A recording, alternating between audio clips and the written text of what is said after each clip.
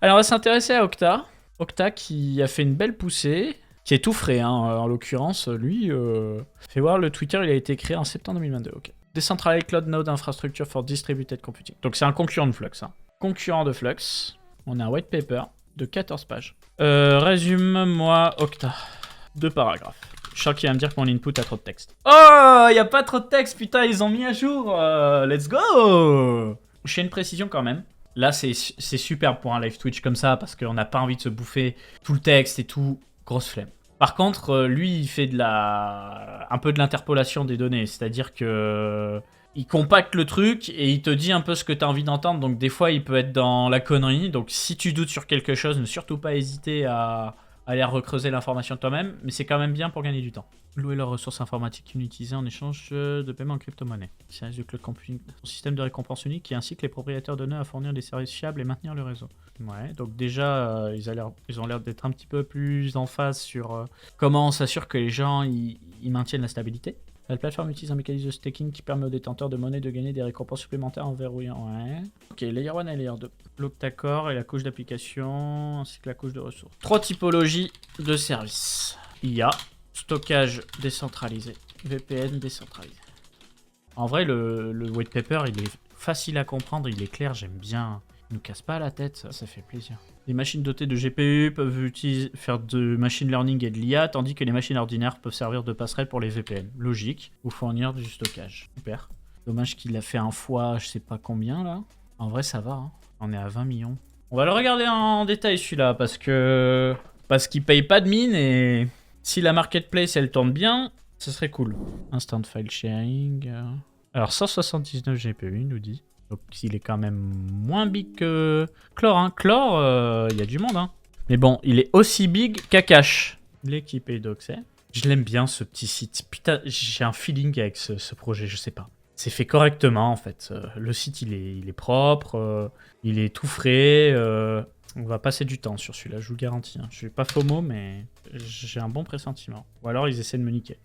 Get start. Sign in with Google. GPU rental. On a un prix à l'heure. J'essaie de comprendre. C'est propre, hein? C'est propre, hein? Mais pourquoi ils nous proposent plusieurs images d'Ubuntu, du coup? Qu'il n'y a pas trop. Ah non, c'est eux! Ah d'accord, c'est eux qui disent vas-y, dis-moi ce que tu veux faire tourner et je gère la machine pour toi, en fait. Ou tout le monde fait ça. Je sais pas trop comment c'est possible. Là, j'ai pas de filtre. J'ai pas de filtre par rapport au GPU, mais j'ai ici 4 GPU 4090 et ça me coûte vraiment pas cher. On n'est même pas à $1 de l'heure, alors que tout à l'heure, on avait 2 GPU à ce prix-là. Là, on a 4 GPU. Hein. Là, on a 2 GPU pour 45 centimes de l'heure. Plus un Core Xeon. Non, mais attends, mais les prix, ils tabassent tout le monde. On est d'accord. Mais là, c'est pas rentable de faire ça pour eux. Enfin, je sais pas. Les prix semblent bien inférieurs à la concurrence. On va essayer d'avoir une config avec un seul GPU, du coup. Mais là, on est à 10 centimes de l'heure sur une 3090, ça tabasse. Il n'y en a pas 10 000, hein, par contre, hein, des machines console 10. Voilà, c'était celle-là, moi, qui m'avait percuté. Comment sont fixés les prix? Alors déjà, il y a un AI score. Je sais pas trop ce que c'est. Si ce n'est que plus ton score est haut et plus tu es en haut de la page. Hein. Canada, Indonésie... Ça manque de filtres. Hein. Donc du coup, billing, invoice, etc. C'est carré. Hein. Franchement, c'est carré dans l'axe. Petite interface, ça nous change de Chlore avec leur interface dégueulasse. Les prix des VPN coûtent R. Les prix des VPN coûtent rien du tout. Ah oui, mais c'est au giga, pardon. Invoice, settings, wallet, API token. Ok, manage nodes. Add a new node. Name, address, port, VPN. Du coup, il faut que je regarde comment on monte un nœud là-dessus, là. Pour voir si c'est simple ou pas. Production, installation. Donc tu fais un Docker. Faut être sur Linux dans tous les cas. Hein. Comme d'hab, il est préférable d'être sur Linux. Quoi. Après, non, tu peux taper des commandes dans un Docker. T'es pas obligé d'avoir un Linux, non?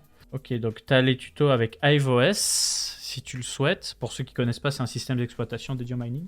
Oui, tu peux louer un serveur. Moi, j'aimerais bien comprendre sur ma bécane, du coup. Il n'y a pas un tuto, hein.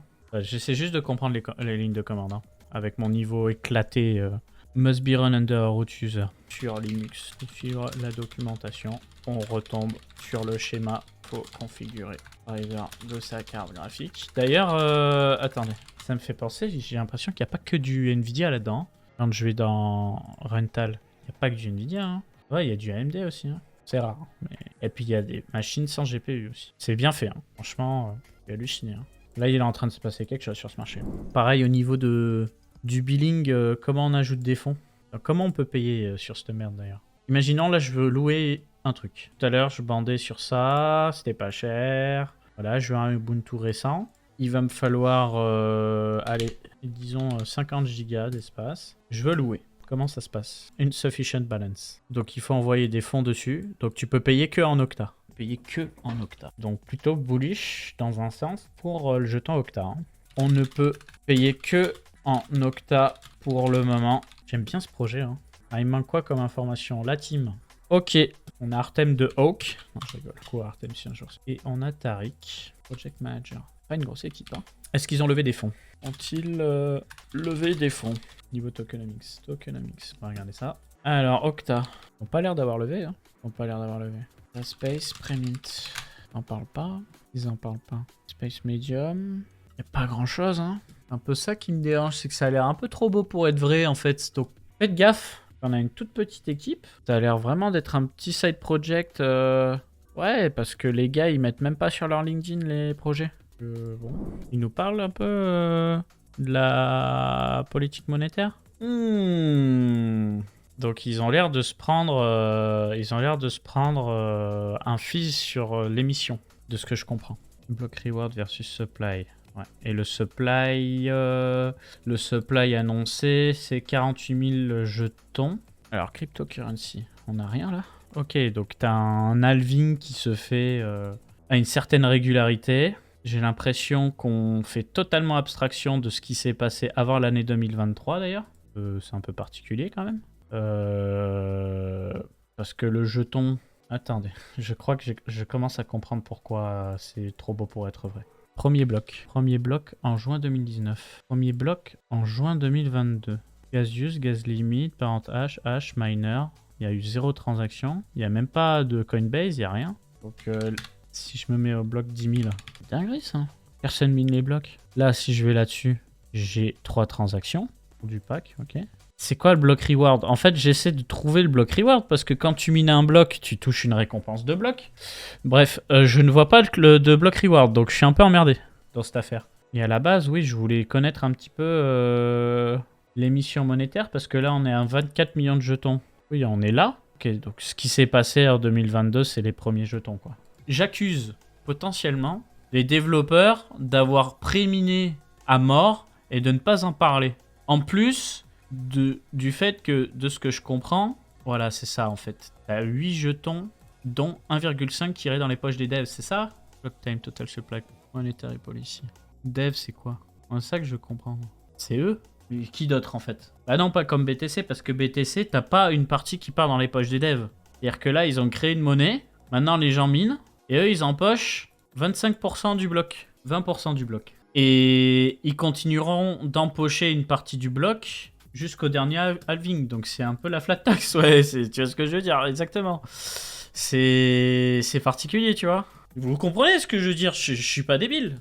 Depuis tout à l'heure, je suis en mode, il est bien le projet. Mais là, on me dit, il y a 0 transaction. Si le bloc, il est miné, c'est qu'il y a une transaction. Sinon, ça sert à rien. J'ai peut-être pas tout saisi, hein, mais bon. Là, le white paper, ils le mettent pas en évidence. L'ancien, on a que le nouveau white paper qui date de juin 2023, sauf que le premier bloc, il a été miné en 2022. On va les tweeter. Hello, I try to know more about Octa. When I use the official Explorer, I can't see any Coinbase transaction for the miner or the dev. How can I see it? En anglais, hein. It says 0. Bah là, on me dit 0 transaction, hein, littéralement. Là, il y a 0 transaction dans ce bloc. Donc à quoi sert le bloc? C'est ce que je veux dire? Coinbase, l'exchange, le nom vient de Coinbase, en fait. Et la transaction Coinbase, c'est en fait à chaque fois qu'un nouveau bloc est miné sur Bitcoin, la première transaction, c'est le mineur qui a miné le bloc qui dit « Ok, cette transaction, c'est la mienne, c'est les nouveaux Bitcoins créés, ça part dans mon wallet. » Et ça, tu peux le retracer. C'est ce que je vous montrais juste avant. Quelle que soit la transaction, tu auras toujours la transaction Coinbase. Et tu vois, c'est ce qu'on peut voir juste au-dessus du chat ici. Elle était de 50 bitcoins. Aujourd'hui, si je reviens au bloc d'avant, merde, je peux pas, prends ce bloc-là, Là, la transaction Coinbase, elle est de 6,25 je crois. 6,25 plus les frais de transaction. Si je vais dans le détail, normalement, j'ai. Est-ce qu'on a d'autres trucs? Bah non, on a à peu près tout compris. Hein. Mais en tout cas, il se cache bien de mettre en évidence le dev hein, dans la tokenomics. Hein. Ça nous parle de faire et tout. Le dev, 1,5 jetons par bloc, ça mange, hein, frérot. Là, ils disent qu'on est à quelle période, pardon? Je reprends leur site web. Ils disent qu'on est à Maasim. Ça continue de prendre 0,4 jetons par bloc, avec un bloc toutes les 12 secondes. Combien de secondes par jour? Ok, on divise par 12. On remultiplie par 0,4. Et ensuite, on a le prix. On a vu c'était 0,85. Ouais, il y a un petit salaire qui tombe. Hein, un petit salaire qui tombe tous les jours. Ça marche bien. Pas de pré-mine, pas de VC, mais j'aimerais savoir ce que c'est que ce dev. Parce que pour le moment, on me dit pas ce que c'est. 90 K mensuel, ça, ils sont bien. Aucun détail sur le dev. Je vais vous laisser pour ce soir. Je vais faire une pause. Voilà. Pour me soutenir, n'hésitez pas à laisser un petit commentaire. Histoire que je me fasse pas saquer par l'algo de YouTube. Et puis, passez une excellente soirée à tous. Reposez-vous bien. Ciao tout le monde.